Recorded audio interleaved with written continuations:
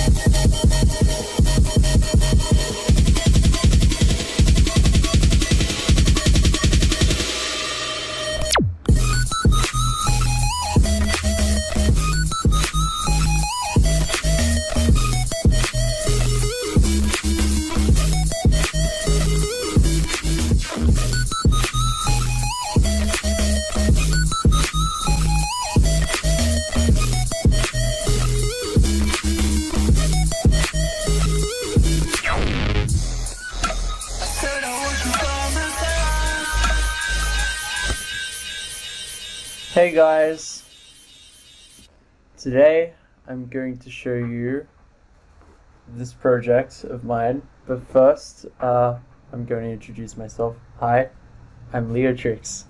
If you don't know my stuff already, I make dubstep, trap kind of stuff, but also I kind of make like melodic stuff. I make a lot of music. I make a lot of different kinds of electronic music, and I'm here to show you, so I'm going to do a walkthrough of Emo Boy and my recent remix for Slander and Moody Good, Heartbreak, my remix of that. Just kind of working through the different elements, explaining all the different synths and effects that I use in my tracks, and kind of how I go about, or how I went about writing each of those projects. But yeah, and then just kind of like, if you guys have any questions along the way, please feel free to ask. Yeah. But yeah, starting at Emo Boy, if anyone's got questions on this project, again, just ask as we go. But yeah, this was like the first track like that I've put out that I feel like I confidently like went and sung on. It wasn't like I sung heaps on it. It was only kind of in the breaks, but yeah, like I just kind of did a basic auto-tune and reverb processing on my vocal for this track. Oh, and some delay and OTT. So it's like, yeah, it's just pretty basic like processing on my vocals, but like on this part. If that's coming, oh wait, that's not coming through. Hang on. Read it. I said I want you by my side. Right. So that delay there is like coming through heaps. But essentially I would have recorded this on my laptop mic, I think. If I turn off the OGT, it probably sounds like it. I said I want you by my side. Like you could tell, like that's rough as hell. It's not coming from a good mic. And so but after I do some UGT and some delay and shit, it's like you can kind of pull it off because it becomes so I mean, when you're putting OGT on something, of course you're exciting all these other, bits of the audio that were not really audible, and then I feel like as well it kind of glues it all together, so everything's kind of consistent, as if it was like you're kind of recording into like some good compression and maybe a good mic even. But yeah, but yeah, and as well there's also the different elements in that break accompanying that. I've got this part, which is basically, I mean, that's the lead that plays throughout the drop, and that's just going through a bunch of tape emulation. I think I was using Reels. I don't have it on this computer, but I had it on my last laptop and then just bounced it. And but yeah, it's for those who don't know Reels, it's like this. Yeah, it's just like a tape emulation plugin, and it's really nice to just kind of get like character and stuff. Yeah, I literally how I was going about it, I had a free trial and you can like get enough audio through that you kind of just like send it through and then just resample it and do that. But yeah. And then as well, here we've got the wavetable playing the bass notes.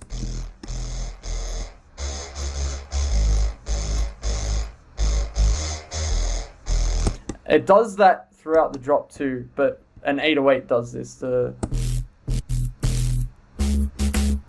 we'll come back to that. So going back to the wavetable here, like see, we've got kind of like a bass line. It's not like a sub by any means, but it's like a bass synth, and we're using a saw for this. I feel like saw racy kind of wide basses are really good for intros and breaks, rather than trying to just do a standard sort of sub or 808.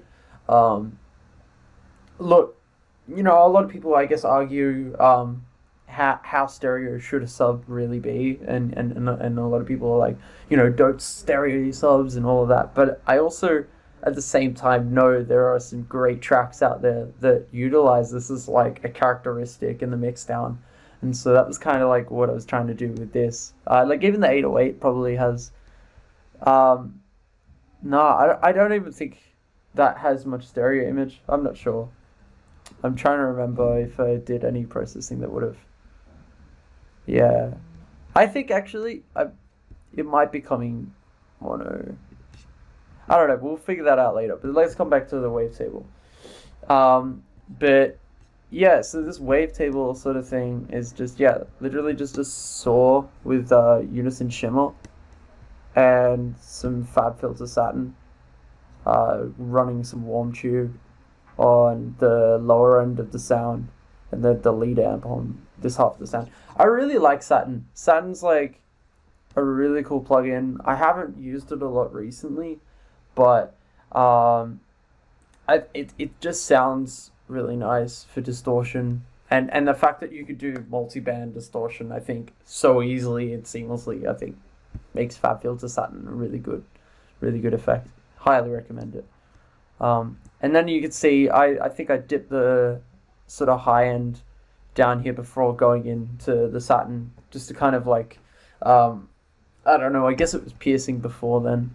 We can have a listen. I think it was more to actually, yeah, it sounds like it was more just a boosted sub here, and then kind of balance things back up after the distortion. I don't know how necessary this process really is, but I guess it was just something like I was fucking around and it sounded nice. And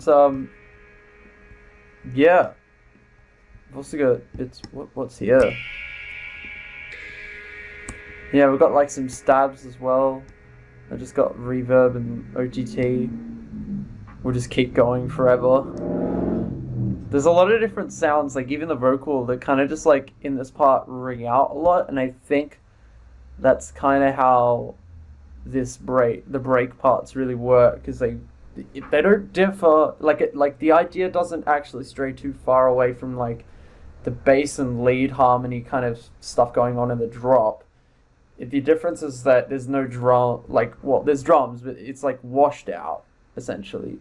Everything's way more washed out and like thin, and I think that's kind of how you want to think about writing tracks, is that, you know, for your parts where, say, you want to have stuff like intros or breaks or whatever, that in those like parts of the track you're working on making it thinner or taking out certain elements, because sometimes if you have a really solid like core, maybe like drop idea or chorus idea, you can kind of just like slim it down into all the other rest of the track, essentially all the other bits of the track. But yeah, as well here I had I don't really remember how I did like the intro sound, for those who know this.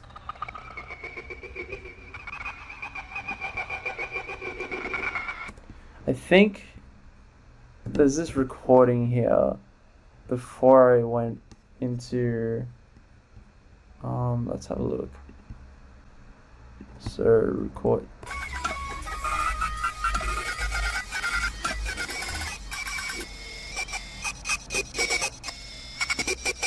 Huh, there you go. I think it was running through some like glitch effects because I'm actually for this project I actually did use glitch 2. So what I did was run the whole track through glitch 2, but also had the track itself running, so it was like kind of like there's this essence of the track is still there, and then there was all this glitching, and then I ran that through I think more glitching stuff, and I think here was the reels, and which is like the tape emulation, and then just kind of played with that. So it's essentially it's like the same. It's the sound of the track, but it's just being glitch tapes. Can we go through that lead? The lead, yeah. So I showed the version of the lead kind of like with the processing, which was here. But that lead is here, and it is. I think this is it. Yeah, this is it. Make your music stand out, get more views, and way more engagement. Bring your music to life. Get Music Visualizer in every format, even for social media. Get started today. The link is in the description. This is a operator patch. There basically how this works is dead simple. It's a square wave with like a second of decay. It's got some legato. So it's like one voice. It's mono, and it's got like a glide of like 36 milliseconds. What gives it its sound is the isotope trash and the reverb.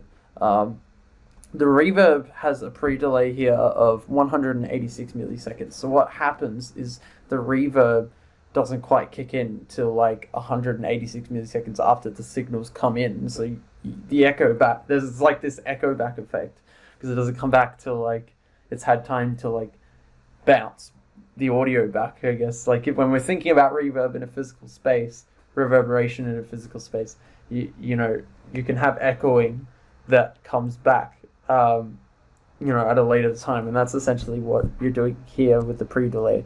So turn that off, it sounds like this.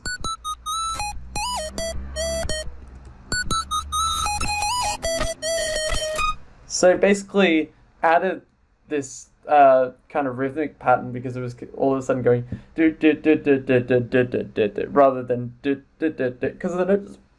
Excuse me, the notes are fairly basic. I think I like quantized this melody. Yeah, it's fully actually, there's a little bit of unquantized bits and pieces here because I think I actually played this in. It was like something I was sort of jamming on as a beat, and yeah. But yeah, the important part is that like it's playing like like very straight notes, mostly with, despite the like glides and all that. But yeah, that reverb just adds that extra sort of rhythm because it's bouncing back. It's also going through this broken antenna multi-band dynamics preset, which you can find here. All these presets are really, really cool. I highly recommend like taking some time to just like put tons of these on your sounds and see what they do, because I feel like multiband dynamics is a great sort of like plugin in terms of, or just like multiband compression in general is something really special to try and play with. I think you can get a lot of different sound possibilities from it. But yeah, as well, we've got a trash here. We've just got Hot Tin Roof with about halfway dry wet, and then on the second trash, running on noise art, and then just nothing too complicated there. It's just kind of doing distortion, like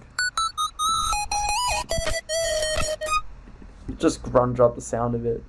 But yeah, I think I literally opened up trash and just went to the heavy section, click that, and then same with the other one. Like even if you just open up Trash and you're just testing out all the effects here, like just clicking one of these or even one of the presets that it comes with. There's so many like different possibilities of distortion with Trash. It's a very very nice. Like it's very very nice. I've slept on it for a while, but also I mean I did this project. Funnily enough, I actually started this project, and I'll show you. I started it last year in June, so it's cool. I didn't put it out till like literally 14 months after I created this. So yeah, it's a cool thought. But anyway, coming back to this lead, it's I think got this delay thing. Yeah, this is like there's some delay that comes on towards the end of the track.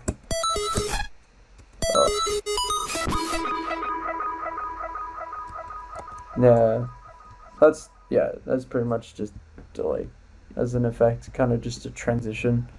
Oh yeah, also for the second drop, it kind of does this arpeggiator thing.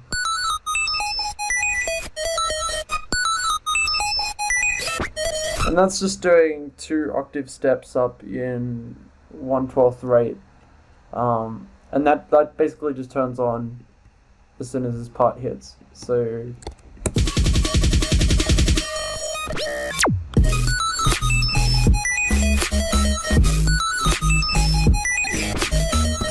and actually just before that hit as well, there's that glitching part. Again, like I mentioned, I used glitch 2. So that turns on at this part. And it actually turns on throughout the second drop as well. Just kind of like, I'd kind of just used as an effect to kind of like keep the flow sort of going. But it was also like, I kind of like made it go very crazy as like in terms of the flow of that. Can you show us the drums? Just chilling in the snow, huh? Yes. Except I'm chilling in my home studio instead. But yeah, basically to sum up, that glitch is a really cool plugin, and I used it a lot on here. Can you show us the drums? Okay, so yeah, the drums, fairly like simple. So we're gonna clap. It's got a bit of bottom end to it. I think that really comes out because of this plugin, Up Stereo. We'll get to that in a minute, and the drum bass. But so we got the clap. We got this hi-hat ride thing, and then this kick. The kick's kind of, I'm guessing there's some stereo in that. Yeah, it's a stereo kick. There you go. It's kind of like just this big sort of. The tempo. You can actually see the tempo up here. Oh wait, my bad. My face is covering that. I realize that now.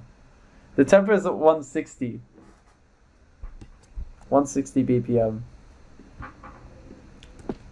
Oh, believe it or not, I actually layered 2 kicks. One was high pass, just this one. It's not very noticeable though. Looking back, like on reflection, I didn't feel like you need to do this kind of thing, like layer 2 kicks. If you have a really good kick, you should just be able to use that alone. And then there's this little swoopy sound coming in on the snare, just kind of like add texture, I guess. Alright, so let's talk about the processing kind of overall. We got a drum bus. So we got bass clips easy filter. This is basically just for transitioning, so I can like filter in, filter out. It's just really, really super handy Ableton device actually. And Yeah, but we got drum. So for the processing, we got up stereo pro and drum bus. So we'll turn it off. It sounds like this.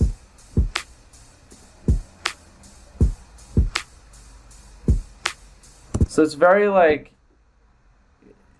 There's not a lot of like transient. I mean, like there's transient. It's not like super hard. And then we turn on the up stereo and it's. And then turn on the drum bass and then we boost up the transients a bit and then we got. Yeah, up stereo kind of is this weird sounding stereo enhancement plugin. I found it to be quite. I don't know. It kind of adds this weird sizzle to the sound, if you like. It's like what I find is it kind of adds like pre-transient stuff, like content, like it adds like pre-transient stereo content, like just random. I guess like so on the kick, you kind of hear it kind of swoop in, and the snare you kind of hear it swoop in, and the hi-hats you hear them kind of swoop in, and everything's swooping. And then also all of it's very stereo too. Do I soft clip every bus? No, but I should. Apparently that's the thing. I think you can get away without it, but I think you kind of have more dynamics to play with if you soft clip every bus. There's some situations where I feel like it hasn't worked out or sounded nearly as nice when I've done that. But I think technically, yeah, if you wanted more dynamics in your mix down, probably soft clip every bus. Especially like, but only if you're like really pushing your mix. If you're pushing your mix, I think that's probably good advice. Probably good advice for someone like me to take on, honestly, for the next couple records. Yeah, so the drums in the build, they're just about here.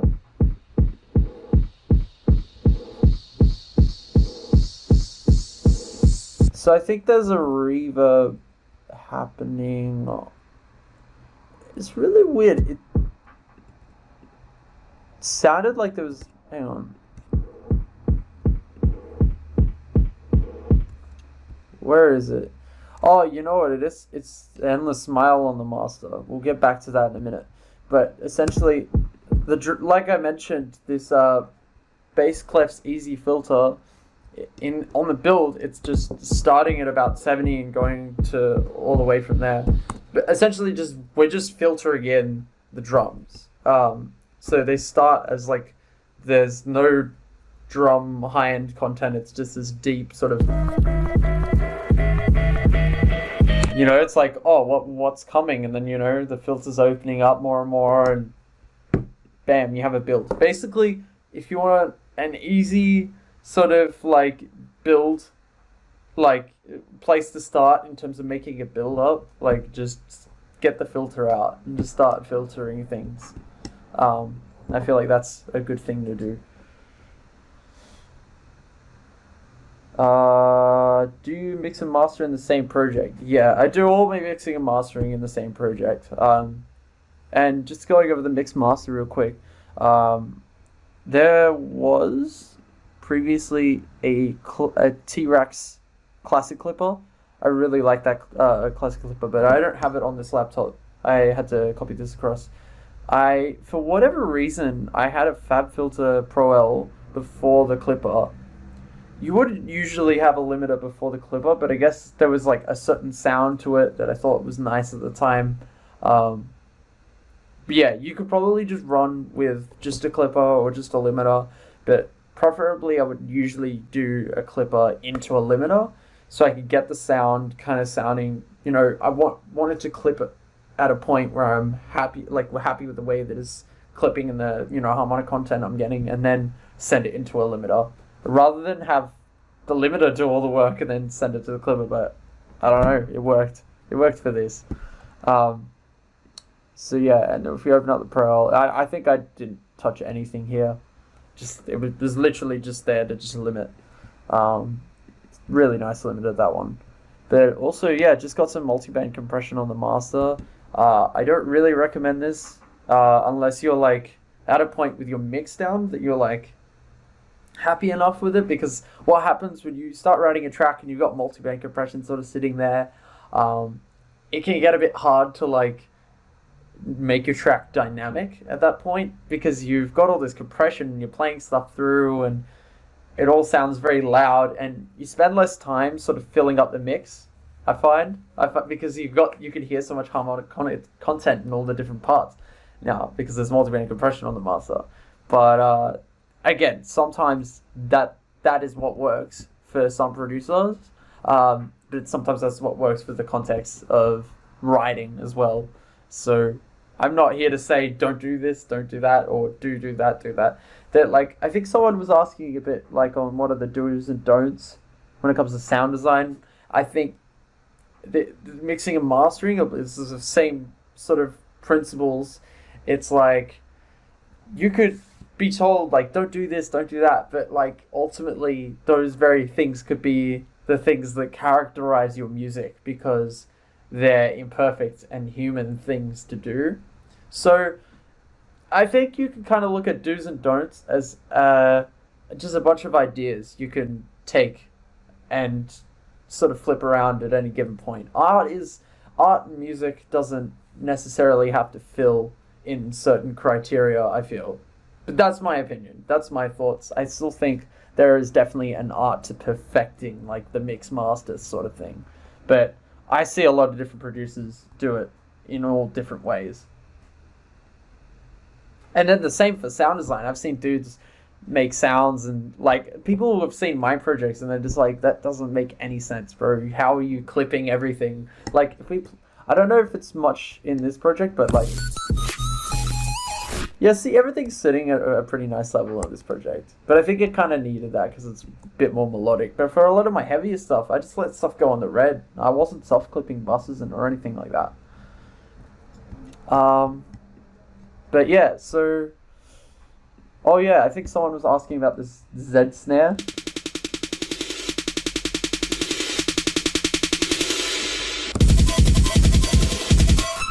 I guess getting the sidechain for that bit was like... I'm not really sure. Usually what I end up doing for builds is I'll either turn off the sidechain or sort of slowly automate the sidechain kind of easing up. So it's not as... So basically bringing the threshold back to kind of like 0, where it's not sidechaining, so you're gradually not sidechaining. That could be a cool idea to make it sort of blend in your track. But also I kind of had this like endless smile effect going on all throughout the builds, kind of going in and out, which I feel like...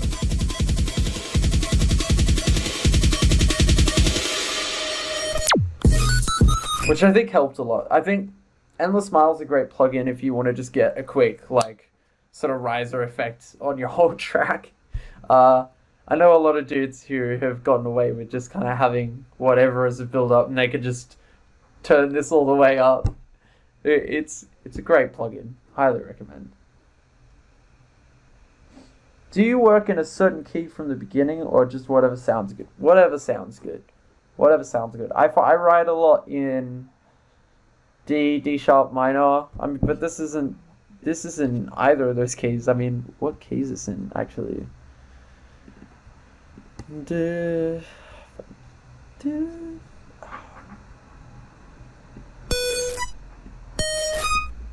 I think it's, yeah, G sharp minor. It's in G sharp minor. I can kind of tell by ear, but also I was like reading to see where I was like, what key is this in again? Yeah, G sharp minor. Do you have a go-to starting point for mastering, or from scratch each time? I did at one point have a template for my projects on my previous laptop, but nowadays I've kind of just been doing stuff like kind of on the spot. I just like to just get whatever's sounding good at the time going, because I feel like, and coming sort of circling back to this in sound design, the mixing and mastering can kind of become part of the sound design. If you're treating everything in the one project, I feel like you're going to have way more control, but you're also going to have way more possibilities. and I think it's gonna give whatever you're doing a lot more character. But yeah. Do you worry about loudness metering? I did have a loudness meter on this. And out of curiosity, I would like to see what I think this was hitting like I'm always trying to hit like -5, -4 sort of dB lufs. I think that's the where I'm hitting usually. I mean, let's see what this is hitting.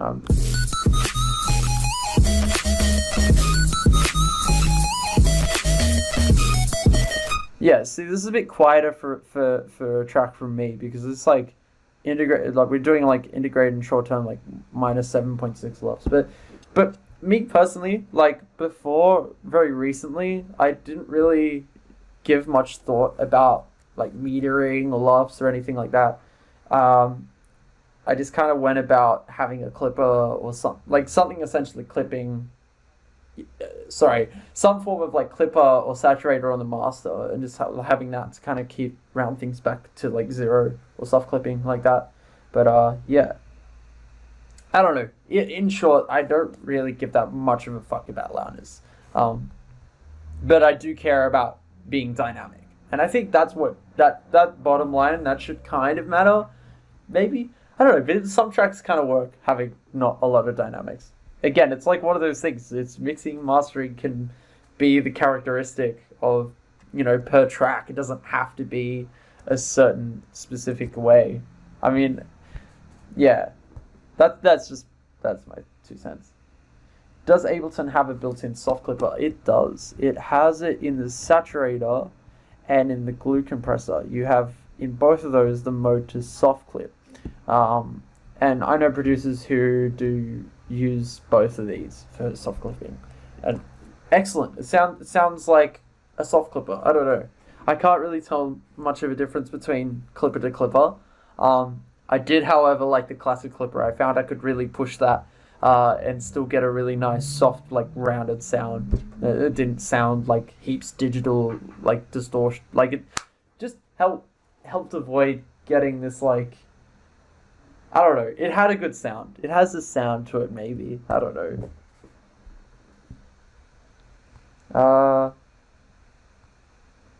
Talking about loudness, when uploading to SoundCloud or streaming services, what do you usually aim? Alright, yeah, and again, like with all of that stuff, in terms of like uploading and distributing my music and then having to think about loudness, like that isn't something I think about, and I don't think I don't know how many other artists think about it out there, but it's not something that really crosses my mind a lot, because for the most part, all those streaming services will have a form of normalization. I was talking to some guys about this, but essentially, on whatever platform, there should be something that essentially brings whatever you're listening to a pretty like a standardized loudness, so that everything you're listening to on Spotify or whatever is like playing at a pretty like level playing field of like volume the whole time.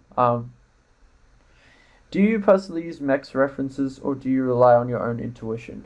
I heavily rely on myself, which I think is both a flaw of mine, but also happens to be the thing that I feel makes what I do kind of like have its own character, because I'm not constantly sitting down and trying to get, a Zomboy mix down. I'm sitting down and trying to get a Leotrix mix down. Like there's guys out there who have amazing mix downs, and I'm constantly in awe of, guys like Space Laces and, Must Die, like, or, Skrillex. All these mix downs on their tracks are just like insanely well thought out, or just sounds so nice.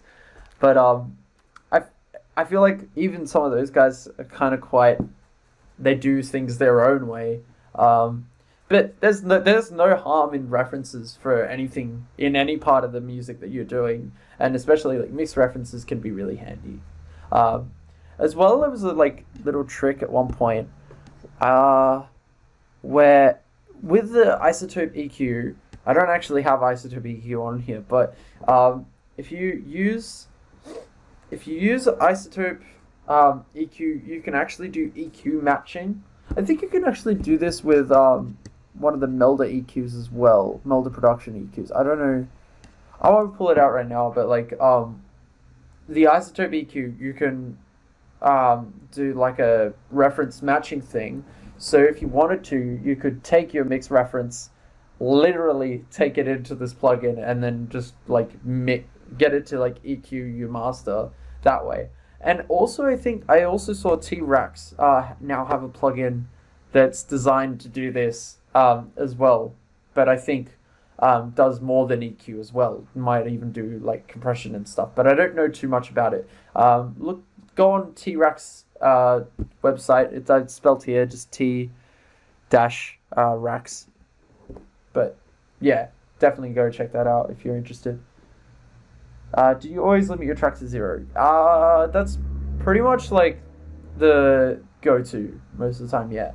Like, it's kind of like, that plays hand in hand with the loudness thing. It's like, yeah, for the most part, I'll round things off at 0, and I think that's kind of inevitable, considering, like, I'm always just either chucking a limiter or a clipper at the end of everything, so that usually gets everything back to 0. But yeah. Must I mix this down on a laptop? That's crazy. I think I heard another guy does that, Stabby. I think he does that. That's cool. That's really cool. I mean, like, and especially like MacBooks now, I mean, they have semi decent speakers now. I don't know. I feel like you could fully make a track on MacBook speakers. But yeah, I think that too, like if you're making a track and it sounds really good on something like laptop speakers, I mean, you're probably making something really, really, really good. I was gonna mention before before the drops, both drops, I have this like little zap sound. I just kind of wanted to show it. I know no one really asked for this, but I want to show it because it's cool. Just this little like.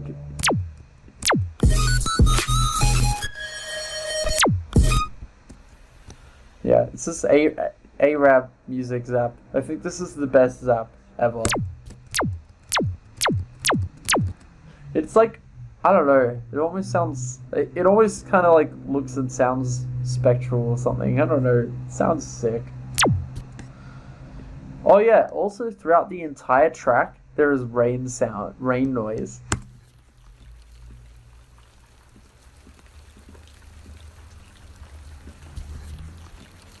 This just loops throughout the entire track, almost. Like,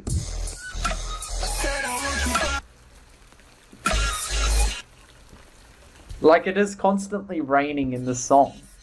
It's like, that's the setting of the track. And I think that's kind of how you can treat music, is you could also treat your songs as soundscapes, and quite literally use like real sounds, on a very quiet and subtle level that will kind of just set the mood a bit, I think. Especially for your intros and builds or breaks or whatever. I think that's definitely like the best place to have those kind of sounds, or Foley or whatever.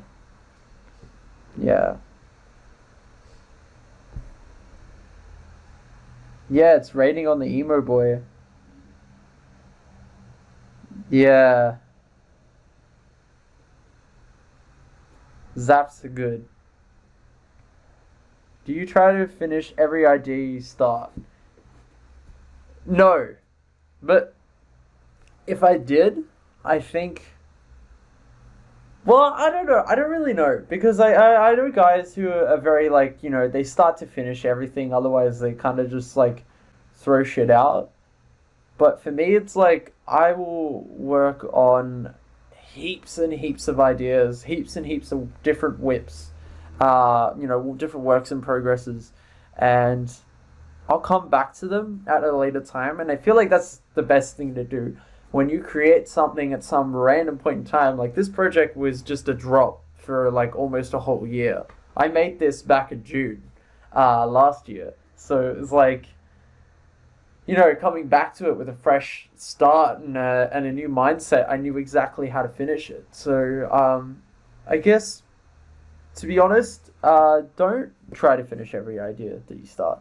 Rather, try to just make a lot of ideas because they will either function really well as like collab ideas to like, oh, hey, I've got this idea, you want to jump on this? Or, I've got this beat, do you want to like rap on this? Like you open up so many different opportunities to kind of work with different artists.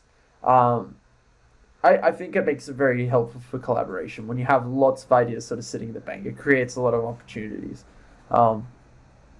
Yeah. How do you use a soft clipper on the master? In Ableton, all you gotta do is get a saturator and click soft clip. And that's it. That's soft clipping done. What's your creative process like when starting a new project? Honestly, like, oh, I just wanted to double check that. Okay. Honestly, the creative process is kind of like, it just differs, I think, is probably my answer to that. It just changes a lot, and I think that's the best thing to do, is to just constantly change your process. You can just keep things exciting and fun, and I think you'll be really happy when you start different projects. But yeah. Have you tried making lasers with Kick 2? I haven't actually played around with Kick 2. But it does seem cool. How do you mix for dynamics? Is it using a limiter on every channel to gain stage? A good way to go about mixing that? Yeah, totally. You can totally do that. I think there was like clips of like that in some of the tracks that were being broken down for Skrillex. I think he did a lot of gain staging stuff with like limiters or whatever, but like with Pro L, like FabFilter Pro L, like I used here. But I don't know, for my stuff, for the most part, like I was mentioning before, I don't really like, I wasn't, especially when I worked on this at the time, I wasn't really bussing things up to soft clip them. They were all bussed up, but then they were also all blending together a bit because they're all probably clipping against each other. But I mean, also they were all sitting, it's all sitting very well as well in the mix, kind of like leveling wise. I don't know.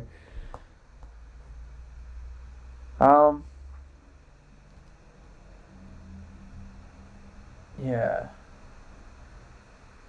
How have you been through the vocal processing yet? Yeah, I did kind of go through the vocal processing, but I can quickly go over it again, just a little bit, for my boy Seth. Shout out Turlo.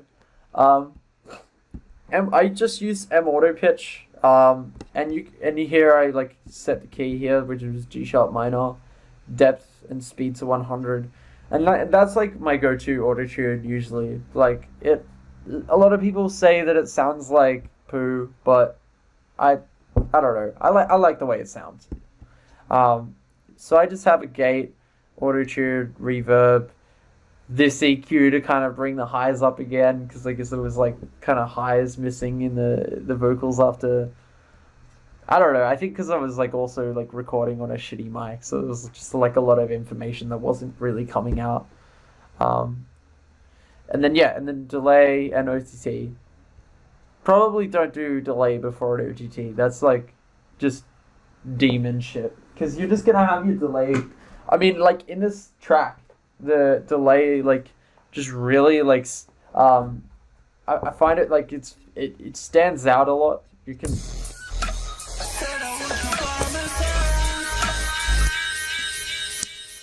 Like, it works, but then it's like, it rings out a lot.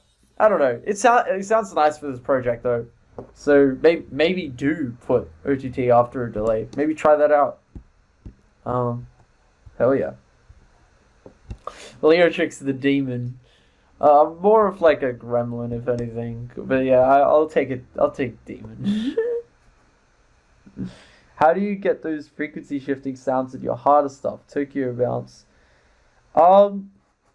So I mean, obviously that's a very like separate question to this project, but I would say the frequency shifting sounds would use frequency shifter.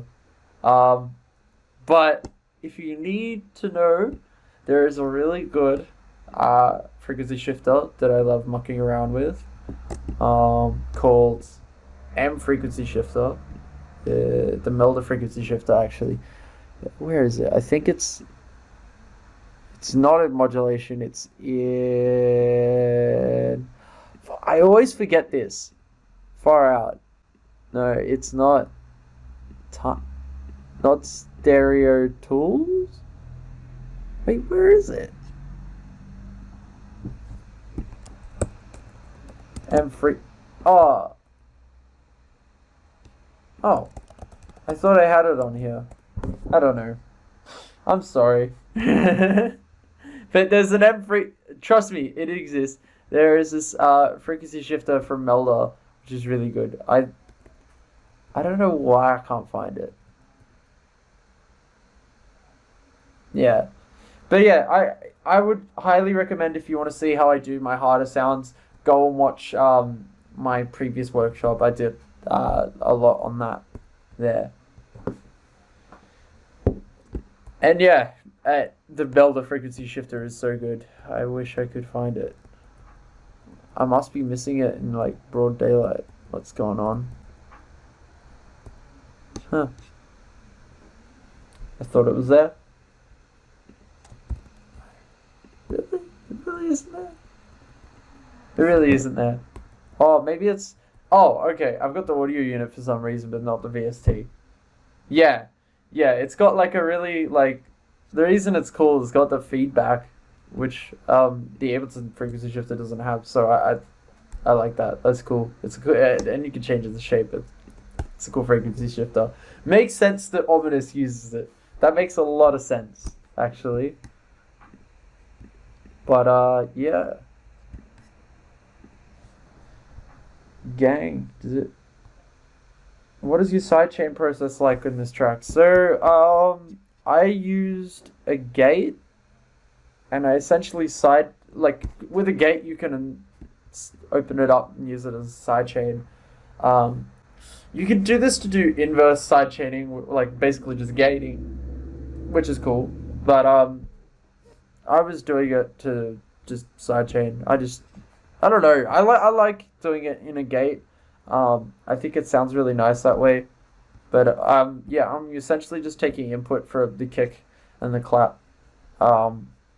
Nothing overly like super intricate, because you can go about sidechain kind of like automating it. I know people who automate just the dips where they need them. You could do that, or you could like also use something like LFO tool to trigger sidechain. But I don't know. I feel like stuff like sidechain can be very like easy. I think just using a gate or a compressor is fine. But what helps me too as well is in the sidechain section using the EQ part. I find this is quite helpful for like when I'm sidechaining to a kick, obviously. I want to take in the transient content, like 200 hertz or more above. And kind of, because you're going to have all this like low rumbly content, especially in the kick that I showed. Like we've got it's got a sort of fairly big tail for a kick. And quite a muddy one at that. So if I was to sidechain to that, I'd have like... So when I high pass it here, yeah, I'm only getting like the transient and sort of like higher body and punch of or knock of the kick. So I can just sidechain to this quick. Yeah. So that's kind of like the thinking behind using the gate or sidechain in there. How do you keep your sound fresh and avoid getting into trends or generic sounds? I sometimes catch myself unconsciously doing the same generic idea over and over. So I think the important thing to remember is, as artists, we are always... I'm assuming this is kind of everyone's outlook or process down to the core. But what I find is a lot of producers create music because they're trying to make something that they really like, right? Now, I feel like as an artist, that's exactly what you're supposed to do. Like, the whole idea is you're saying, hey, I like this artist, that guy, this piece of work. I really like this piece of art. I really like these sounds. I'm gonna take all of these bits and pieces and put them together and do something with that. And so essentially, and this has kind of been a topic a lot lately, is like the whole plagiarism thing. I feel like there is nothing, actually, there really isn't anything wrong with taking bits of what anyone else is doing and putting it just into a new context. Like, obviously, you need to give credit where it's due, but at the same time, like, a lot of dance music in particular was built off not just like stolen ideas, but like blatant samples, blatant sampling and shit. Like, no one's chasing up, like, no one's saying, oh, Daft Punk, they're just like, they're in trouble because like they sampled whatever, however many bars of an existing track. But it's that what they were doing was like, hey, we really like this disco music, we want to do that ourselves, or sort of purpose it. And I think repurposing stuff like that, repurposing sound, I think is so interesting, and is the core of electronic music. You are taking waves, like down to the core of say, like, when you're synthesizing stuff, you're taking, existing waves, sawtooth, square, or maybe other people's wavetables. Like, no sort of idea is entirely original. All ideas are this mashup of different ideas from other places. So I think what I'm trying to say is embrace the ideas that you're taking from other artists, and don't worry too much about copying other artists, because I feel like what you will inevitably do is copy that sound in your own way. Yeah, everything is a remix. There you go. That's a very good way of putting it. Yeah. But I would, yeah, that's a great example. The All Was Fair and Zomboid Terror Squad. Yeah, because that was at that time, like, Zomboid had used different bits of like samples from sample packs, and people were trying to like call them out for it. It was like, well, that all is fair, essentially. I mean, it's Skrillex has a point with that. All is fair in brostep and love, because with music and dubstep, even, where it's just a mashup of the existing sounds and ideas that we've been exposed to. And I think that's the whole point. So yeah, I guess, yeah, in short, just don't be afraid to copy or steal. Just go for it.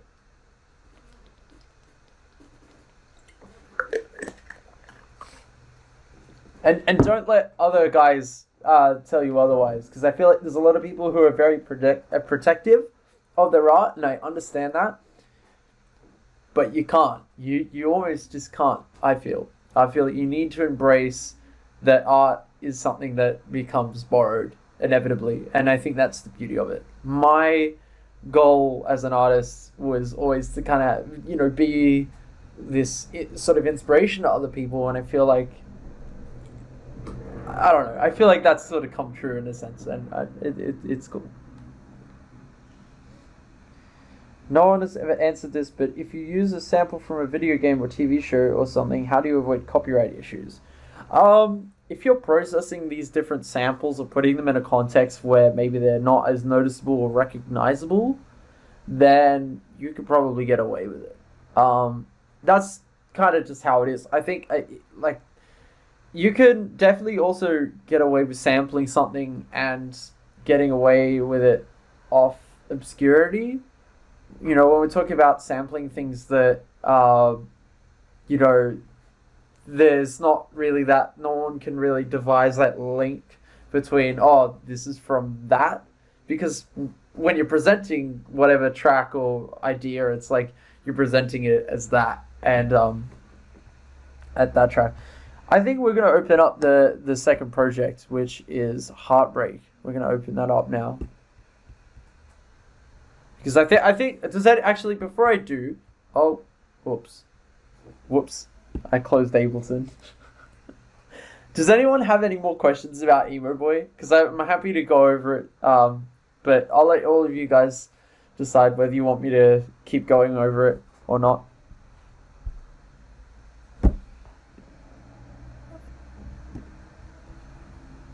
How do you keep your sound design fresh and creative? I'd say like just changing the process as much as you can. I there was something that this guy Mick Gordon, who did the sound, like he did the music for the Doom games, recent ones, and um he talked about Make your music stand out, get more views, and way more engagement. Bring your music to life. Get Music Visualizer. In every format, even for social media. Get started today. The link is in the description.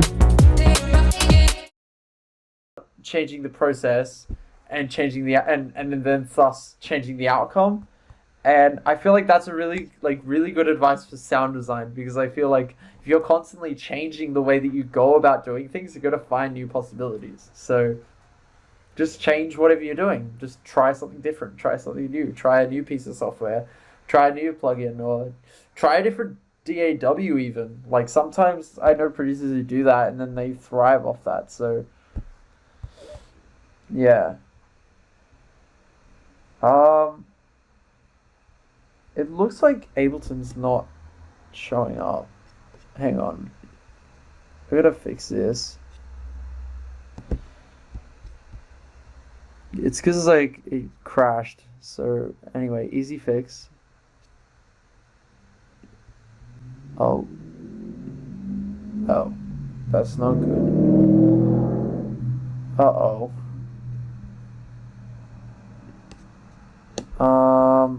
I can't. Why is that not showing up? Okay, I'm gonna try something real quick. Technical difficulties. Alright. Yeah, it's alright. We'll be back up in like 1 second. I just need to go to... What? Oh, okay. Maybe, yeah, there we go. And we're just gonna resize it now. Oh. Okay. Cool. Oh, wait. I'm really sorry, guys. Just stretch the screen. Nice. Okay. Fruity Loop smells bad. Okay, I'm gonna go through some of these questions a bit. Okay. I want to know what you did with those drums in the Heartbreak remix. Yeah, so I'll go over that soon when we go into the project for that. Do you ever use Operator for bass sounds rather than clean waveforms?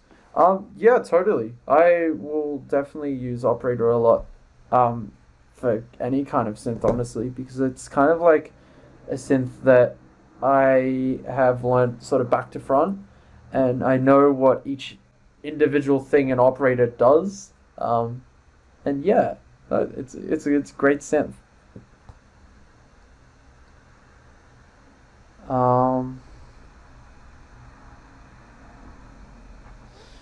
Avoid Blizzard samples, apparently. I was just reading the chat, someone getting caught using samples from Blizzard games. Yeah. I guess some companies are maybe more strict about it than others, but yeah, I don't know. Like I said, it's like whatever you can manage to get away with in that context, at least. But anyway. Yeah.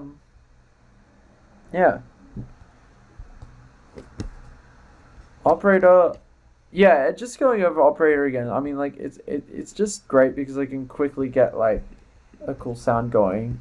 Like I can open it up and go here. Like if I get like a square, even, and then just start doing like EQ peaks here.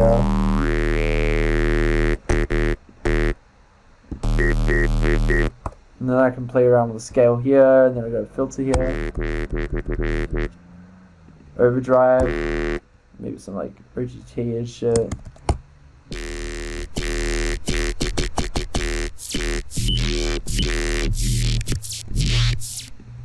And then run 4-bit shaper on the filter.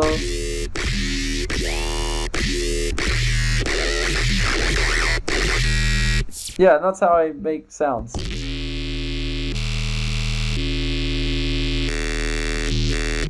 Yeah, I love Operator. Great synth.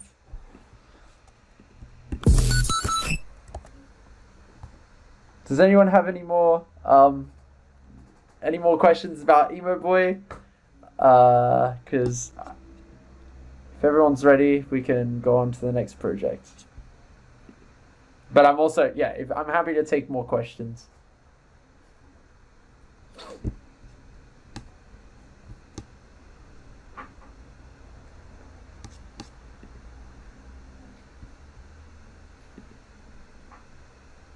Sound design speed flex. Alright, cool. Alright, we'll open up Heartbreak now.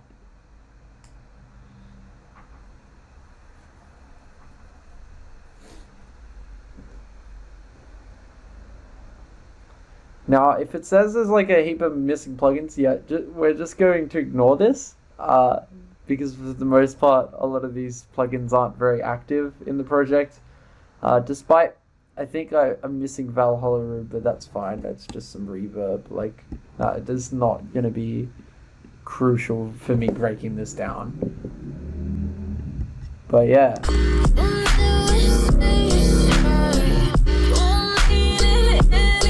So I think someone asked about the drums on this track. So like, I fucking love these drums. So, the processing on them, we've got like a drum bass. We have an EQ here, just boosting the lows. I guess I felt like the kick needed a bit more punch. This is something I usually do if I feel. And then I have a standard multiband comp preset. That's a multiband dynamics preset I just chucked on. I think I might have played with the amount or something here in the output.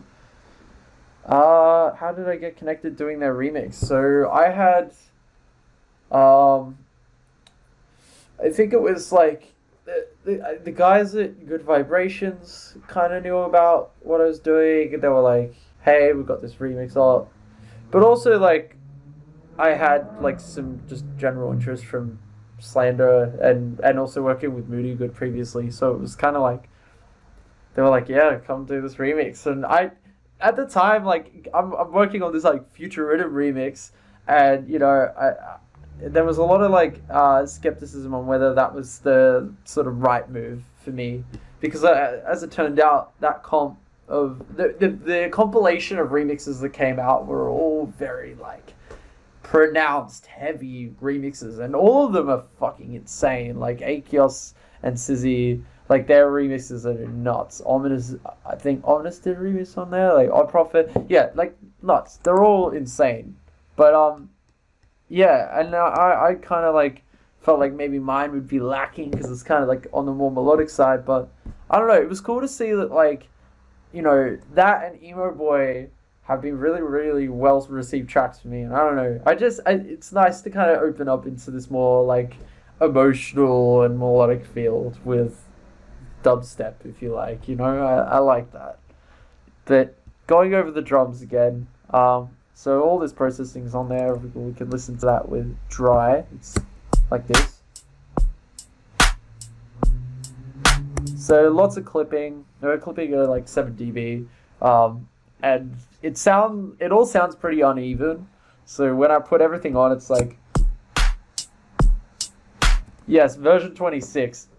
So the craziest thing though about this project is that this was not the final version. Sorry, this was the final version, but it wasn't like the only version. Like there was, if I could find it, there was so many iterations of. If I have it here, I don't think I have it on here actually. Let me see. No. Okay, no, I don't have it. But I have on my old computer, like, all the different versions. I went up to, like, version 28. And then there were even more versions afterwards that I was, like, trying out. But, yeah, I settled with this version because it was, like, there was I just tried to overcomplicate it and make it too like crazy, and I think settled with this like sort of just flowing vibe. Can I call you Ethan? Yes, feel free to call me Ethan. Feel free to call me Leo. Feel free to call me whatever you want. Um, yeah, thank you. I think if hopefully I'm pronouncing this right. Josan, thank you. Yeah, I really appreciate the love. Yeah, we gain staging +7 into the drum boss. Like that's what I mean. We keeping it loud out here. This if any project is gonna be an example of like my awful stage get like gain staging, it's gonna be this one, I reckon. So stay tuned. Um, Obviously the multi-man comp does a lot to sort of like pull together, like pull down the transients, because again I'm like clipping some of these like crazy loud. The kick here, I think this was a kick I actually made. Sounds really nice. I don't remember how I did it though, but probably just a lot of resampling. And then yeah, just like this like hi-hat. Actually with the hi-hat too, I've got attack, like I've added a fade here,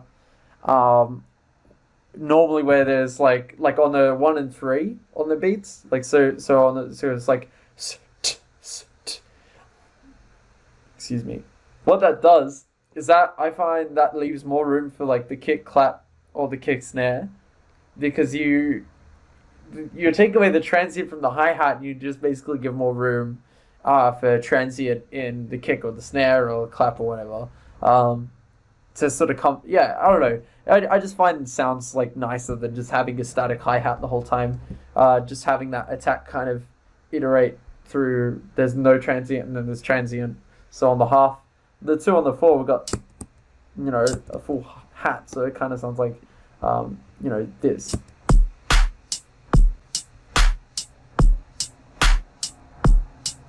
And sometimes, I didn't do it on this project, but sometimes I find myself to sort of pronounce the hi-hat more and then keep it away from the kick and the snare and clap or whatever, is I'll actually bounce, like I'll push it 6 milliseconds. If you click here, the D in this little corner over here, this is the delay of every single track. And as you can see, I've used it on the sidechain trigger here. We'll get back to that in a minute. But I could push this 6 milliseconds ahead and it would kind of do this thing where like every time that hat hits, it's always going to be like well and truly away from the kick and snare in terms of the timing of where it's played. And that just allows the kick and snare to kind of be more pronounced. But I didn't do it for this project, so we won't do that. But yeah. Alright, give me 1 second. I needed to go to the toilet.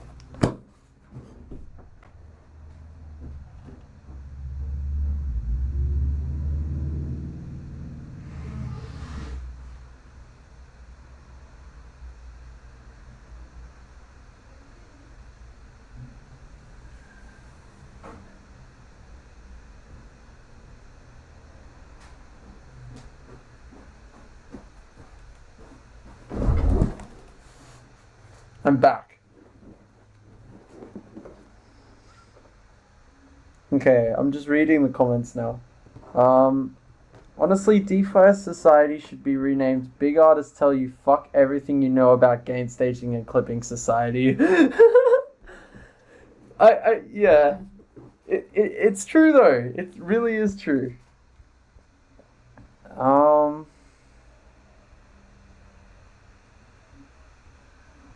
Yeah. Awesome. Someone asked, how do you make a sidechain trigger? So, how I do the sidechain trigger in this project is I have a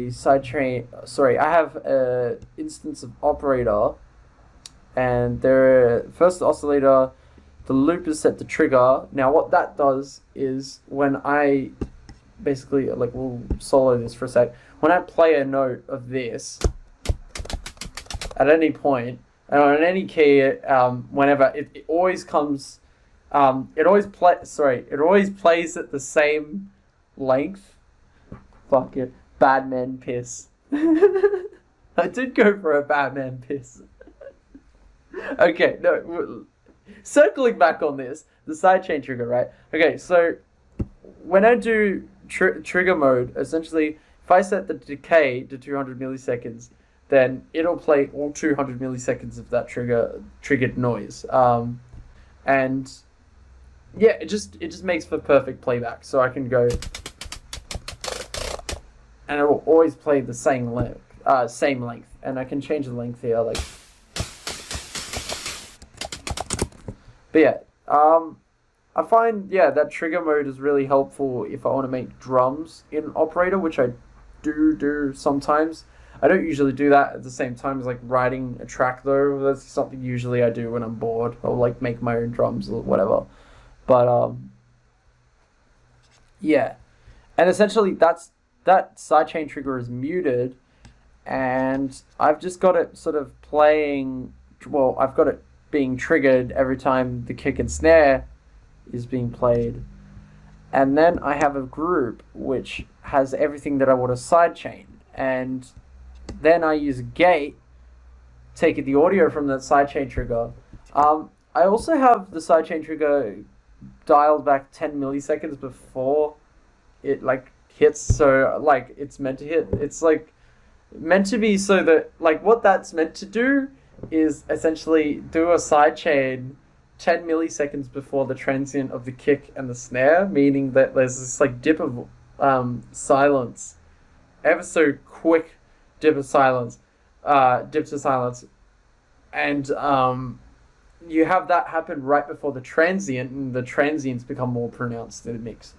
But I don't know if that's working in this situation. I think the way I had that set up might not actually work. So don't take my word for it. But if you can find another way to do this sidechain, or in terms of doing the timing, then you could get that effect, essentially.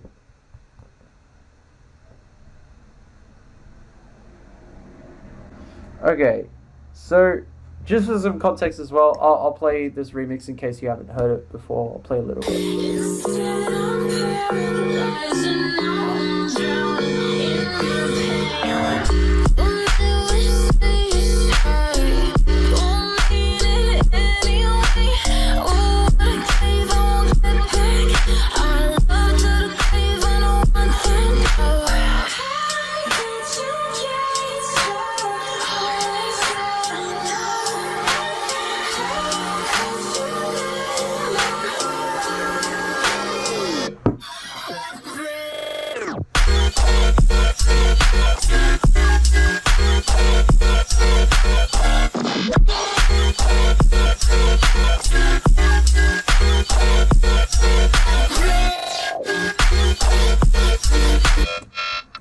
Okay, so very quickly, just before I forget, I want to sort of talk about a little thing I did with the vocals. It was Kara's vocals on this track.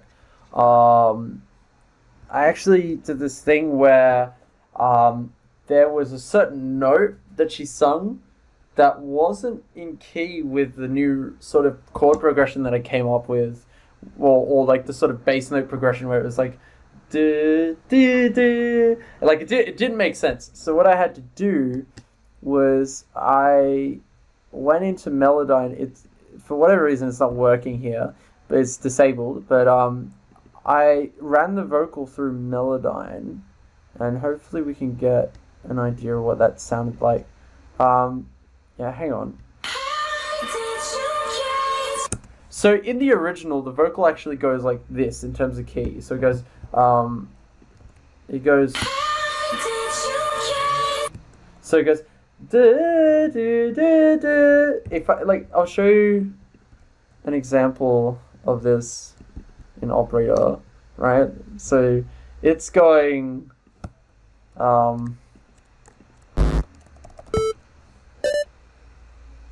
duh, duh, duh. Wait, no, not even that. It's doing. But I didn't like that one semitone jump, and I wanted it to do two semitone jump because I feel like that's gonna make more. Like it made more sense. It sounded better, and it was in scale with everything else I wrote. So I shifted it in Melodyne. Unfortunately, I can't show you how I went and did all of that. But if you open up Melodyne and essentially get it running, you can transfer audio into it, and you can basically move different bits of the audio's pitch. Like you could move the pitch at different points in time. I could have also probably just did this in Ableton by automating the pitch to go one semitone at this part. But it sounds very clean doing it in Melodyne. I highly recommend Melodyne for vocal editing.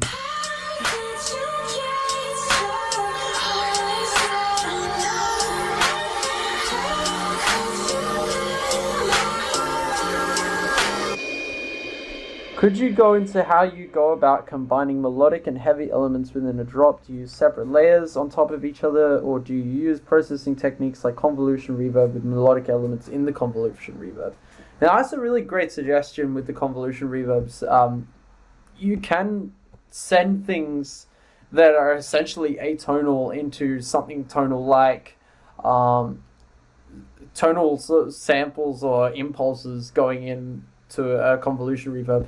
But for this, it was more like I kind of just had was kind of like my own version of a saw stack. So it, like when we're thinking about like poppy kind of like trance, big like saw lead stuff, I was trying to do that, but like the same layering technique almost, or stacking technique, but rather than trying to like use stuff like, you know, fucking Nexus presets or whatever, it was like everything was operator, and then everything would then kind of go through this processing that was very like, I guess, harshened the sound. So we'll walk through all the different layers in the drop. So we've got this layer.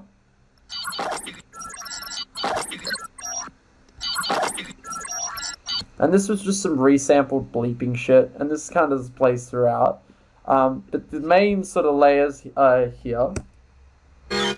Actually, we can hear it all together like this.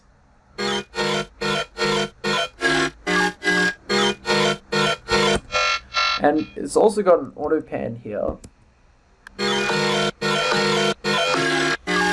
So what I found helped was just kind of like chucking a bunch of different instruments playing in harmony and then auto panning that. And that auto pan kind of helps me give the sort of rhythm flow, because it's like that movement where, you know, you would usually get that from like a filter or a comb filter or something, whatever you would normally have in like a rhythm track. But yeah, just using like auto pan to essentially shape the sound overall. But altogether, we've got like this sound.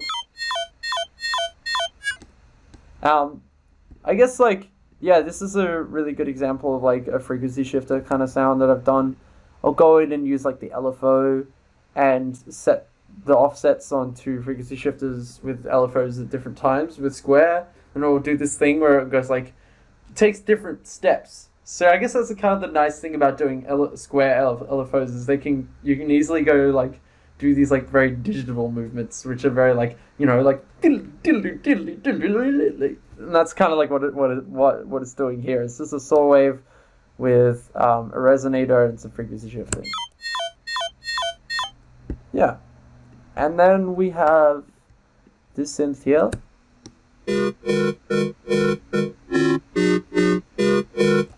So I'm actually, this is a neat little hack for those not too familiar with like music theory or chords or whatever.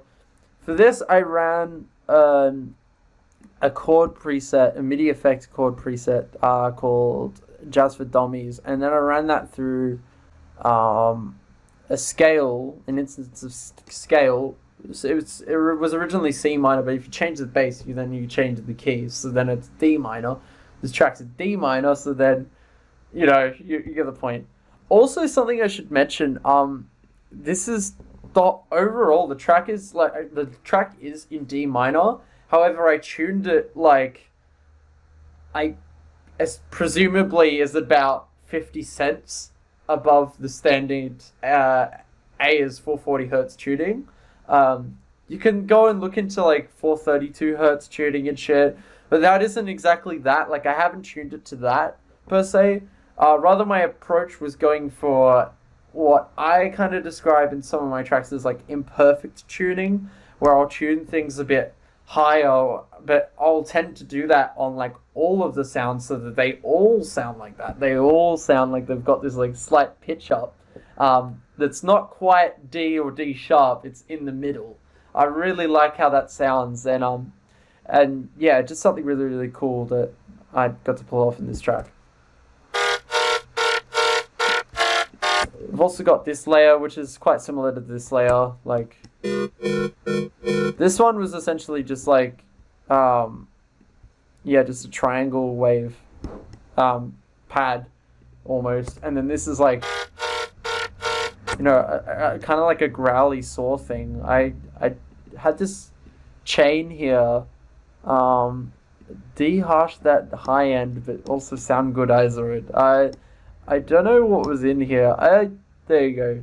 A lot of multiband compression. Like, a lot. Like, there's so much multiband compression there. That's all multiband compression. And then this is, we've got disperser, more multiband compression.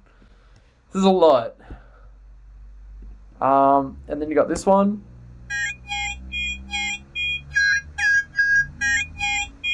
Again, this was just kind of like an experiment with frequency shifting and resonating and God knows what else. Like, it was just about making these weird fucking layers with the chords.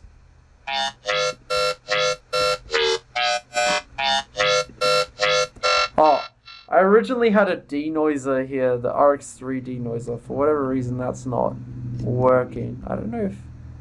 Yeah, that's not working at the moment. But, what I was doing with this denoiser was essentially just bringing down the harmonic content, like taking out some of the noise, if you like, in the sound and being left with something more tonal, and then just compressing the fuck out of that with OTT.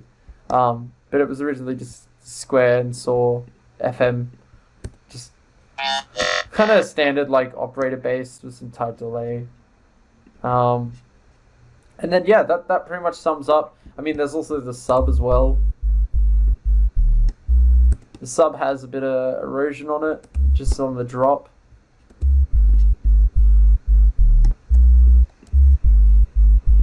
I don't have it turned on for the intro and breaks because, I don't know, I guess it just sounded like there was just too much going on with the noise on the sub in there.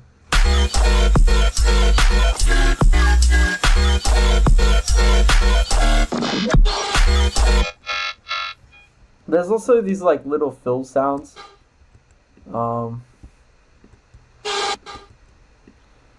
I used AU Matrix reverb here. I talked about this effect in my last workshop, but yeah, there's a really, really cool reverb to like fuck around with, and it comes with every Apple computer in the audio units under Apple, so look for that.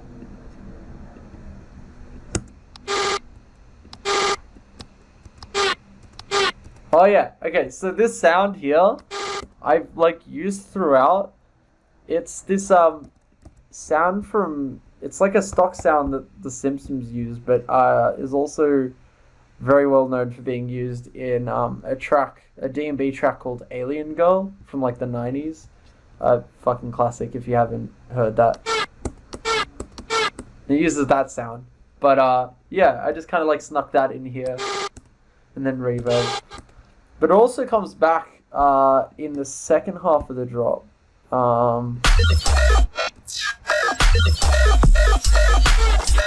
If I can find it, you can kind of just hear it. Yeah, it's not there. Yeah, it's here. There. I guess I just had lots of like different bits of resampled stuff within the project. Yeah, that was like some weird sound I made. I don't remember how. It's just the beauty of like having this random bits of resampled junk to reuse later. You know, like I have this. If For example, this is a folder, right? I have a bunch of like different bounced audio of just like random hits and like sounds, and that becomes my sample pack, you know, and I can just like scatter those samples all throughout my tracks. Um, yeah. Um, I haven't read the comments because there is a lot to go in. Like there was so many layers to, you know, that drop in terms of what was going on and everything. But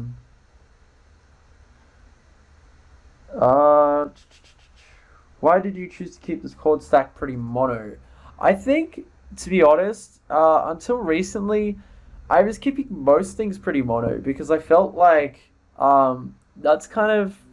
Oh, first of all, you're making a mix and master where your track becomes mono compatible that way, but also I think very deep contrast between that and Emo Boy, where actually that has a lot of stereo. So I don't know. It's just again track by track kind of thing. I might think it sounds better or worse with stereo, but I think for this, I just didn't really think to widen it. I just thought, well, I'm happy with how it sounds, but I don't know. It definitely could have probably used a bit more stereo, honestly. Like, and if I was gonna do it, could easily go about it by using this like really handy widener, a side widener. And now this is a really good widener because, as you'll see in a minute, that when I put it on,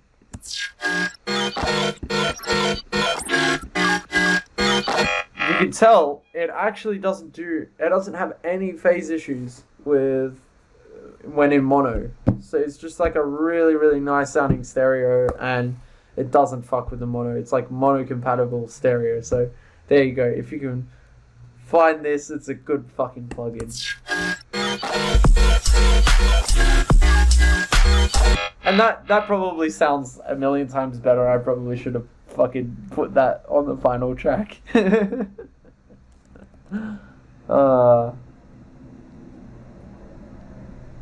Can you make a Leotrix splice pack soon? Yo, splice. Hit me up. Let's do it. Let's go. I would love to do a splice pack. I'd bottom line, I'd love to do a sample pack. I've been trying to kind of make one happen. I have all the sounds. It's just a matter of like finding the right home, I think, for the samples, and yeah. But yeah. Someone asked, why did you stop making D&B? Your release on Dark Till Dawn was so good. Wow. That's old, man. Wow. I can't believe you found that track. If I'm thinking of Dark Till Dawn, if I'm thinking like the jungle track I did, I don't even remember what that was called.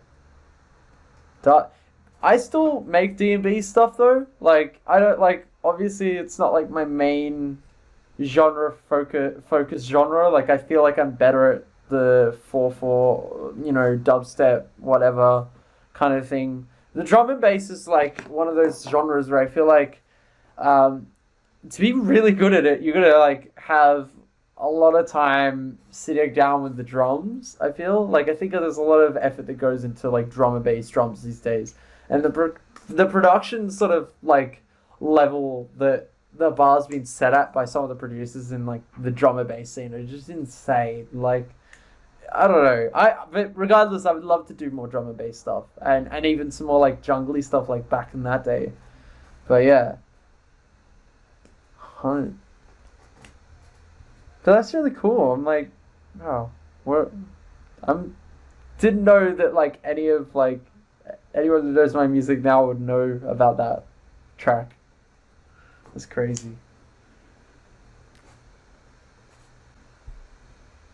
Does anyone have any more questions about this project? What are the 3 plugins you use the most?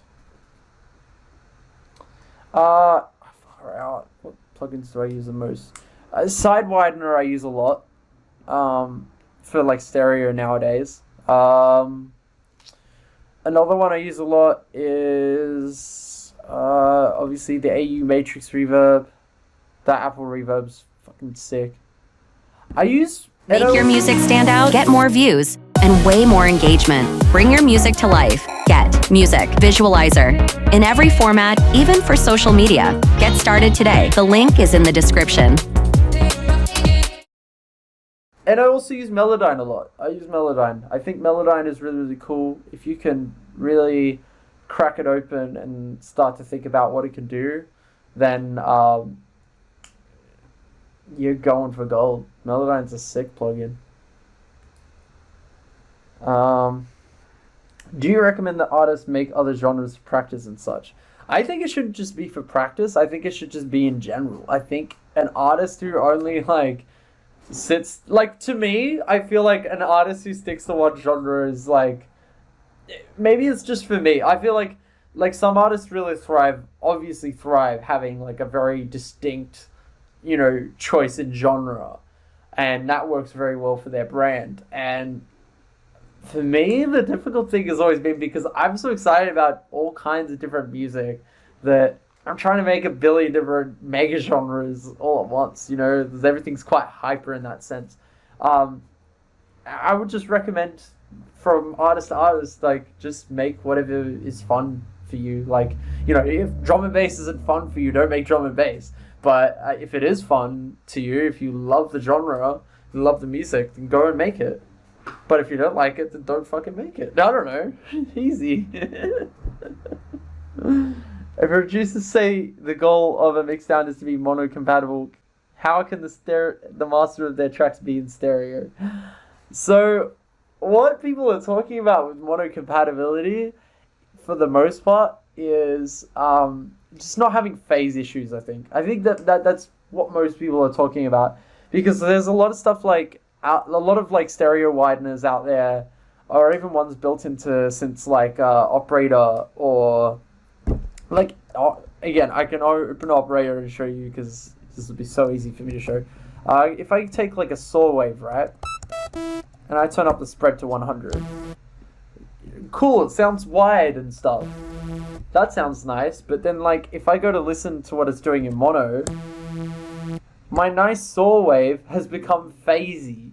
So, and we can tell, because if I turn the spread all the way back down, it's just normal saw wave. But then basically what I'm trying to say here is, if you use something that's like a stereoizer, and then it also affects how it sounds in mono, then that's sometimes it's not desirable. It could be really desirable for what you want to do. The spread on Operator has a very chorusy sound, and maybe that, or maybe that phase, ends up helping the kind of sound that you're doing. So again, this comes down to do's and don'ts. There's people who make music out there that don't think about mono compatibility and are really, really talented producers, and their mixdowns sound just fine because they can get away with using those phases as part of their mixdown. So yeah, basically it doesn't need to be something you need to worry about, but again, even just trying to consider mono compatibility might help with your mixdowns. How did you process the vocal on the pre-drop? I think for the most part I just ran with however it sort of the vocal sounded. I think I ran it through Pro MB, kind of just boosted here and there on the highs. It was a bit, which I think is probably a bit weird. That's a pretty high. That's 15 decibels boosted there in the high. I don't know why I did that. But I guess I was just trying to make a cut through everything else. So I guess, yeah. And then I've just cut off the lows on the vocals. There's really not a lot on the vocals. Well, not that I would know about or be able to talk about, because there would be in the original project of the original track. For making all of those stacked elements work together while stacked, is it mainly volume, balance, or processing that you feel makes them sit? I think for the most part, if you're going to do something like that and had multiband compression, and then like I said, auto pan or something to give it I guess dynamic shape, then it becomes its own instrument or it becomes its own thing. Like it's a very big, wide sort of orchestrated instrument, but it is inevitably like this instrument to what your project or song. Do you ever do a bunch of granular synthesis? I always felt like Make Death had some granular. Make Death in particular, I don't think used any granular stuff. I've never been too big on granular. I don't actually feel like it's as much of an innovative process as most people kind of like to talk about it as. I'm not saying that to like say, oh, fuck granular synthesis. I just think for my stuff in particular, no, sure, there's times where I've done some resampling and it was granular. And if you really like granular processing, I highly recommend this plugin here, Argot Luna. It's free and it's amazing. I think if you want to do anything granular, it should be with this plugin. Really, really, really, really good. And you can also do feedback on it, and it sounds wicked. So yeah, have a play with that. Some producers worry that doing other genres is off-brand and wonder if they need a rebrand if they're going to put a different genre. Can you speak to this a little bit? Definitely speak on this. Because for me, I feel like that's always been the tricky. Like I was kind of saying, it's always been a really tricky thing for me because, I've always been producing all kinds of music, and I've never wanted to have to like stop that. I think there's definitely been a sort of more refined sound come out of me making so much different kinds of music. Like especially as of late, I feel like I've managed to refine what I'm doing a bit. But I also want to keep experimenting and keep changing it up and just keep it that way because that's fun for me. And I feel like branding is one thing, but if you're not having fun, then branding doesn't matter. You're not, like you gotta have fun. Seamless R is a great. Someone mentioned Seamless R. Yeah, he's great. Dude would definitely know something about one or two things about phase in a mixdown. I got a lot of shit for having my drops be in mono. Now I'm wondering why if Leotrix does it. I mean, like, you could definitely get away with doing shit in mono, in my opinion. I feel like there is no reason you couldn't just do an entire discography of just shit that's in mono. Because, I don't know. Why are your operator patches plus 33 on the fine tune? I know going up 1000 is an octave. So as I was talking about this earlier, I was actually doing this on purpose as a purposeful like tuning. I essentially tuned everything, the vocals, the synths, everything to 50 cents plus. And then the kind of equivalent on operator is 33. It isn't exact, but that's kind of how I liked it in this project. I liked it. There was this idea of tuning to some random tuning that, well, not random, but like to just a different tuning and keeping things a bit imperfect in that sense. Yeah. When you have an idea in the DAW, do you rush to get the structure and composition of the track out quickly, or do you take as long as you need, having it beat in one loop and it stays? Yeah, so with that, yeah, I definitely have times where, actually most of the time it's entirely based on, I have an 8-bar, 16-bar loop kind of just going over and over. Emo Boy in particular, and even this track was, it started off as this drop that I kept, going over the details and adding little tidbits and getting it perfect. But I think as long as you can do that, but also draw a line where, like, you don't overcook it, I think that's fine. Like a lot of my projects start as just, or a lot of my songs just start solely as I'm just getting out a drop idea, and then that's it. And then I leave the laptop and I come back to that project, a day or two later or a year later. But yeah. Fox Stevenson is definitely very well versed in phasing, actually. I highly recommend if you were going to get your head around phasing, as we were talking about before. I think Fox Stevenson's definitely very switched on about it. I've heard him talk about different stuff, and yeah, he's very on point with that. Yeah. Yeah, so like just my sounds sound mono because I don't like using effects that widen the sound. And that's fine. Like you don't have to widen your sound. I don't know. How long total hours does it typically take you to finish a track?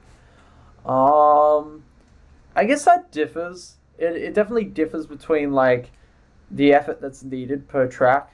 But I would say roughly, sheesh. Okay, how many hours? Fuck. It could be anything between like I make a track in like an hour, or I make and then finish.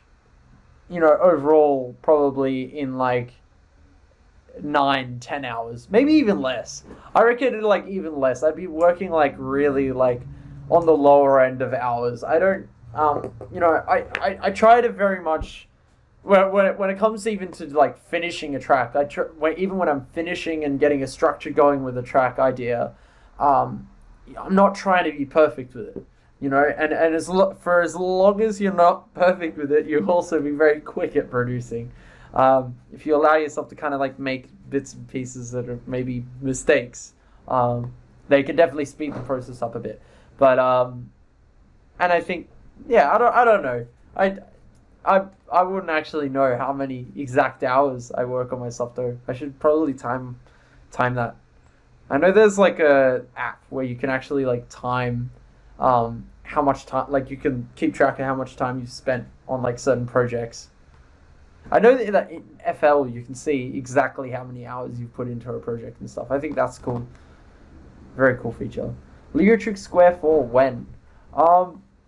Honestly, like I've tried some Square 4 stuff. Like, like if we're talking, I mean, it depends what Square 4 are we talking. Are we talking about like Reason Square 4? Then yeah, sure. I guess I've dabbled in a bit of Reason. I started on Reason actually, before I switched over to Ableton. So yeah, Square 4. I guess yeah, I'll put out some rhythm. Like yeah, live enhancement suite. That's the thing. Yeah, if you get that, that can like time your how much sorry, it can keep track of how much time you spent on a project. Yes, Maelstrom, real rhythm. I need it. Yeah. Well, yeah, thank you for having me, Alex. This has been cool. This has been cool, guys. Thank you for asking questions, and this has been really cool session. Really cool workshop. Because I love seeing like where everyone else's heads at, in music, especially in a time like now. But then also being able to like talk about that. Oh wow, is that a Max for Live device? That's a work timer. That's cool. That's really cool. I mean, I'm gonna download that. Hang on. How do I'm gonna copy that link. All right.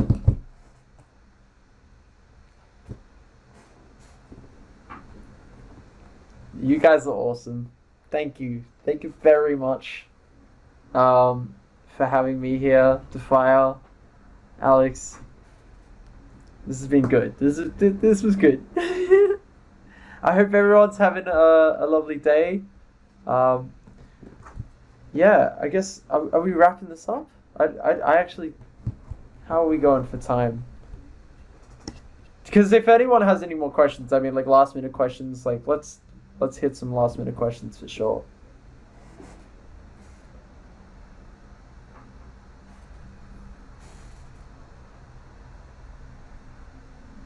Oh man. Thank you everyone for all the love. No, thank you guys. Like I know all you guys are like so thankful, but I'm thankful that, you've all come here to come and watch this. Yeah. Wow. But yeah, also the tempo of this is 145 BPM. For the one Bryson who asked. But yeah. And then thoughts on Future Rhythm. My thoughts on Future Rhythm are that it is a beautiful, not really subgenre. I think there's a lot of like artists coming out in rhythm now who tend to do these more like sort of melodic tracks here and there, and I think they really kill it at that. Um, Definitely keep an eye out on Halcyon. That label's amazing. Ulasal's an absolute don for running that. Check out any of the like color-based stuff that Chime supported. Chime and or like Ace Aura, like those guys are all over it. Chime, Ace Aura, Ulasal. If you want like classic future rhythm, those guys are it. And they're also like guys like Papa Khan as well is like killing it at the moment. Yeah, future rhythm's cool, man. Would love to hear more jungle from you. I'm gonna probably try and do some like cheeky jungle bits. I actually worked on a track recently with some sort of jungle elements, so yeah, we'll definitely bringing back the Amen. You doing any DJ live streams? Hopefully soon. Yeah, I'm either going to be doing my own or something big's coming. It's one or the other.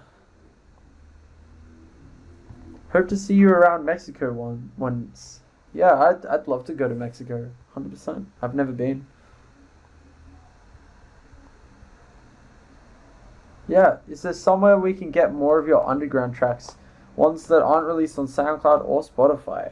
I guess I'd be like talking about I'd be talking about like I had like a archive link that had a bunch of my old sound stuff that was like originally uploaded to SoundCloud, but I took down sort of later on. Yeah, I guess the answer to that is like yes, there is somewhere, but it would be incredibly obscured. But if you're gonna find anything, probably like YouTube is the best bet. Or DM me and I'll try and find that mega archive link if you're really interested. There's a lot of like we're talking hundreds of tracks of stuff that I like took down. But yeah, even my if you go and look at my Bandcamp, that you might see some stuff that's like from ages ago. Like because I haven't updated on there for like years. I haven't really touched my Bandcamp, but I probably should. I feel like Bandcamp's a really good service. And then yeah, any West Oz collabs coming? Well, like yeah, definitely. I've worked with some of like the West Oz producers. Like I've worked with like Finn, and I have something. Who else is there? Oh, I'd love to work with Flick. He's cool. Bo, I've loved that guy. And then Banksy's really cool too. Yeah. How many tracks have you finished in your life? Whoa, I don't know. We would definitely be at like the 1,000 mark. Probably thousands of tracks I've finished already. And I mean, I have been making music for like I've been producing for like 8 years, and then writing music for even longer. But you know, it's yeah. I've written a lot of music. Yeah. Big up Flick, Mandem. Massive.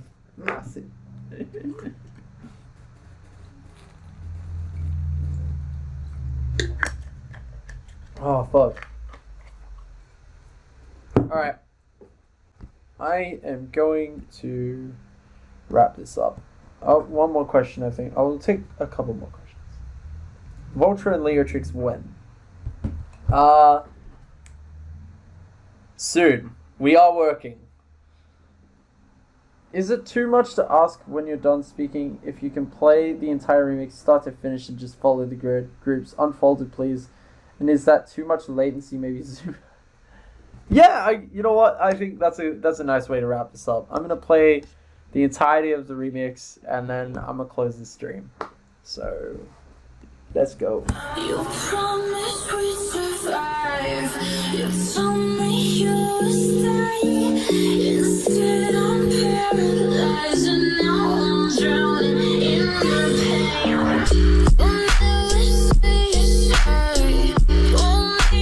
I have talked with Space Laces and I think he's a legend. He's a really cool guy. Very switched on.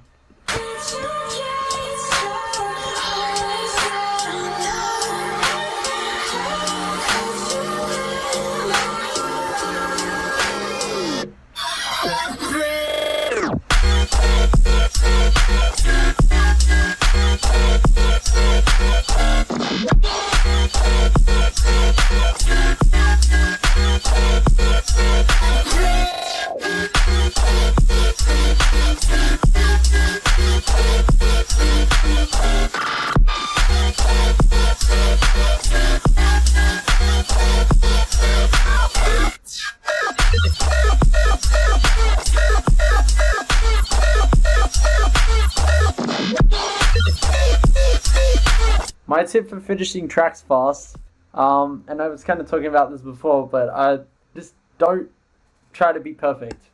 Try to keep things that are like imperfect, or break some rules. I don't know.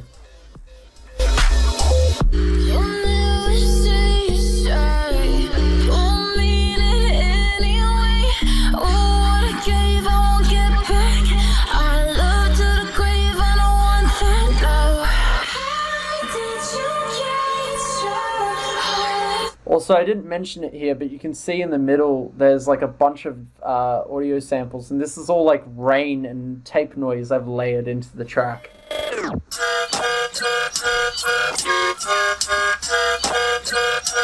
We gonna bring the buckets.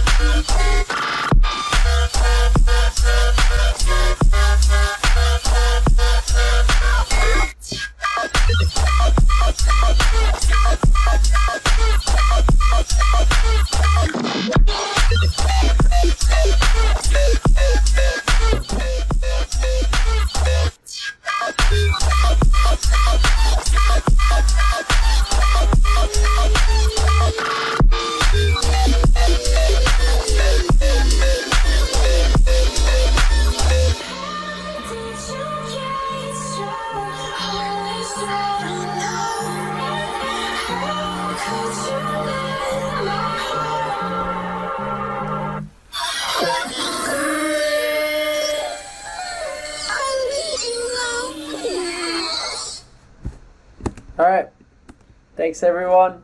I'll see you guys elsewhere, somewhere. Peace and love to all of you. Peace.